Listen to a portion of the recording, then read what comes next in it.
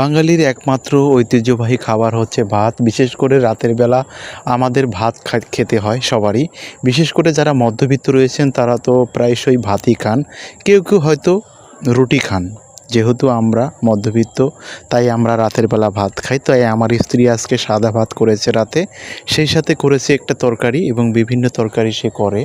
তো প্রথমত সে আজকে কচুরমুখী, এই কচুরমুখী দিয়ে রান্না করেছে একটা শুটকি জাতীয় কিছু, আর তার সাথে ডাউল এবং পটল ভাজি করেছে।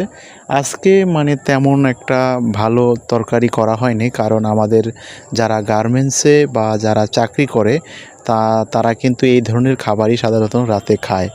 হয়তো হয়তো বর্তমান যে সিচুয়েশন, এই সিচুয়েশনে যে ভালো মন্দ খাবে সেই কিন্তু সবারই হয় না, কারণ জিনিসপাতির ব্যাপক দাম, যার কারণে এখন প্রায়শই নিরামিষ খাবারই খেতে হয়। তো আমি আজকে তেমন একটা বাজার করার সময় পাই নাই, তার